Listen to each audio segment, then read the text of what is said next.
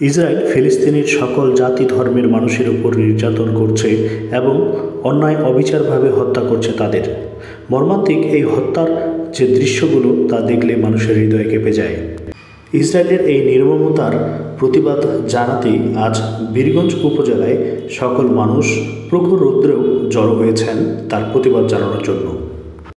ইসরায়েলের এই নির্মমতার বিরুদ্ধে ঢাকায় বিশাল একটি বিক্ষোভ সভার আয়োজন হয়েছে, যার সমর্থনে বীরগঞ্জবাসী এই সমাবেশের আয়োজন করেছেন।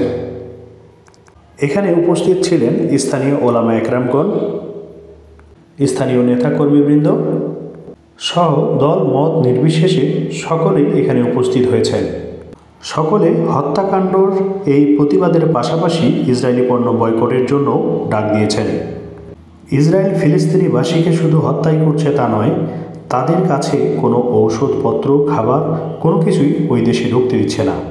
ফিলিস্তিনের মানুষ যেমন অন্যায় অবিচারভাবে হত্যার শিকার হচ্ছে, ঠিক তেমনি অন্যভাবে ক্ষুধা, তৃষ্ণা ও চিকিৎসার অভাবেও মৃত্যুবরণ করছে অনেকেই।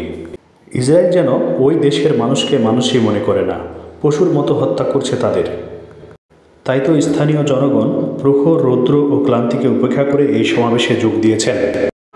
স্থানীয় সকল জনগণ চায় ইসরায়েল যেন কোনোভাবেই ফিলিস্তিনিবাসীদের আর হত্যা না করে এবং তারা যেন তাদের দেশ ছেড়ে চলে যায়।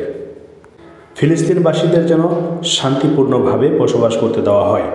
এই সমাবেশ শেষে স্থানীয় ওলামা একরামগণ, স্থানীয় নেতাকর্মীগণ এবং স্থানীয় ব্যবসায়িক মহল ও মান্যগণ্য ব্যক্তিবর্গ তাদের মতামত তুলে ধরেছেন। ইসরায়েলি পণ্য বয়কটের সাথে যদি প্রয়োজন হয় তাহলে তারা জিহাদ করতেও প্রস্তুত আছেন। ইসরায়েল যদি অবিলম্বে তাদের এই অবৈধ কর্মকাণ্ড না থামায় তাহলে পরবর্তীতে আবারও এমন সমাবেশের ডাক দেবে এবং প্রয়োজন হলে তারা জিহাদে ঝাঁপিয়ে পড়বে।